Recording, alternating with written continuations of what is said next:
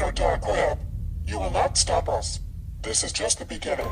আপনি dark web, deep web আর dark রুমের নাম তো নিশ্চয়ই শুনেছেন, কিন্তু আজ যে বিষয় নিয়ে আপনাদেরকে জানাবো যা শোনা মাত্র আপনার পায়ের নিচ থেকে মাটি সরে যাবে।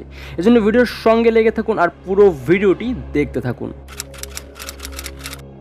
ডার্ক ওয়েব ইন্টারনেটের এমন এক পার্ট যেখানে আপনি নর্মাল সার্চ ব্রাউজার দিয়ে প্রবেশ করতে পারবেন না।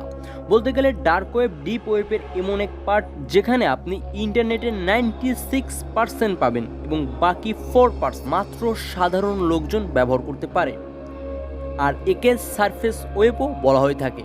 এর মানে এই যে বাকি 96% ইন্টারনেট ডার্ক ওয়েব ও ডিপ ওয়েবের ভিতরে লুকানো থাকে, যেগুলো সাধারণ লোকজন ব্যবহার করতে পারে না। গুগল, ইয়াহু, ফেসবুক এ ধরনের বড় বড় ওয়েবসাইটগুলো আমাদেরকে মাত্র 4% তথ্য দিতে সক্ষম, আর বাকি 96% ওয়েবের ভিতরে লুকানো থাকে, যেগুলো কিনা সাধারণ মানুষের ধরাছোঁয়ার বাইরে। তো যাই হোক, আজ আমি আপনাদেরকে ডার্ক ওয়েব কিংবা ডিপ ওয়েবের সম্পর্কে নয়, বরং এর থেকেও অনেক গুণ ভয়ঙ্কর ওয়েবসাইট নিয়ে বলতে যাচ্ছি, যে সম্পর্কে খুব কম লোকই জানতে পারে। একে রেড রুম বলে, যেখানে আপনার কল্পনার বাইরে অনেক কিছু করা হয়। তো জানা যাক রেড রুম কে। এই রেড রুমের নাম সর্বপ্রথম জাপানের একটি অনলাইন গেম থেকে এসেছে, যা কিনা একটি হরর গেম ছিল, এবং এই গেমটিকে অনেক জায়গায় তো বাস্তবেও খেলা হয়েছিল। আর ধীরে ধীরে এই গেমটি রেড রুমে পরিণত হয়ে যায়, এবং কেউ যদি দুর্ভাগ্যবশত এই গেমসের ভিতরে আটকে যায় তাহলে সেখান থেকে বের হওয়া কখনোই সম্ভব নয়।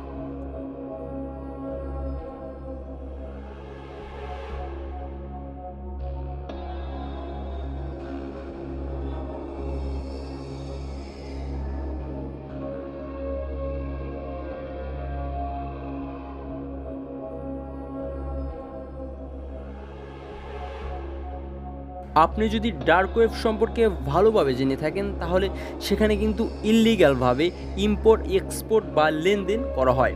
ঠিক তেমনি রেড রুম ডার্ক ওয়েবের একটি পার্ট, আর এর সঙ্গে গভীর সম্পর্ক রয়েছে। আমরা যেমন ইউটিউব, ফেসবুক কিংবা বিভিন্ন ওয়েবসাইটে লাইভ ভিডিও দেখে থাকি, কিংবা নিজে অ্যাকাউন্ট ক্রিয়েট করে সেখানে লাইভ ভিডিও করে থাকি।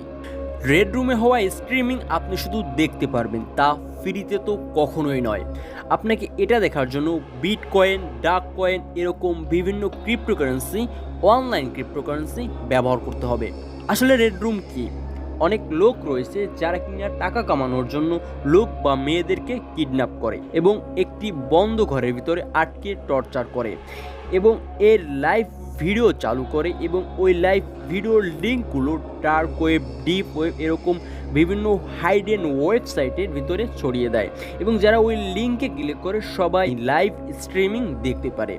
শুধু তাই নয়, আপনি তাদের ডিমান্ড অনুযায়ী যত টাকা দিবেন, যত অনলাইন ক্রিপ্টোকারেন্সি তাদেরকে দিবেন, সেই অনুযায়ী ওই লোকটাকে বা ওই মেয়েটাকে তারা টর্চার করবে।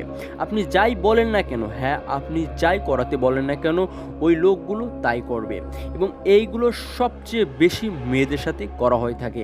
চোখে গরম পানি দেওয়া, পুরো শরীরকে টর্চার করা, পুরো শরীরটাকে ছিন্নভিন্ন করা, মাথা কেটে মস্তিষ্ক বের করা, এইসব ভয়ঙ্কর ভয়ঙ্কর মারাত্মক টর্চার এইখানে করা হয়।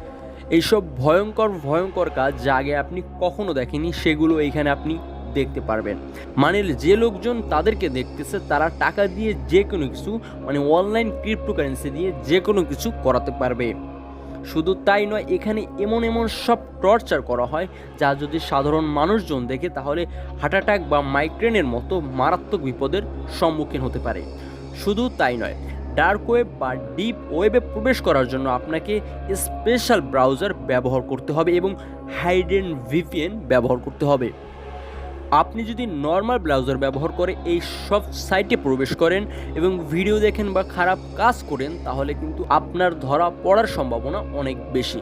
এজন্য টর ব্রাউজার বা হাইডেন ভিপিএন ব্যবহার করা হয়। কেননা আপনি যদি নর্মাল ব্রাউজার ব্যবহার করে এসব সাইটে প্রবেশ করেন তাহলে আপনার ডাটাবেস থেকে সকল তথ্য অন্য যে কেউ হ্যাক করে নেবে এবং আপনার ঘর পর্যন্ত এরা পৌঁছে যাবে। তো আপনার তথ্য যদি সুরক্ষিত রাখতে চান তাহলে ডেসক্রিপশন বক্সে লিঙ্ক দেওয়া রয়েছে, চাইলে সেখান থেকে কিভাবে নিজের তথ্যগুলো সুরক্ষিত রাখা যায় সেই ভিডিওটি দেখতে পারেন।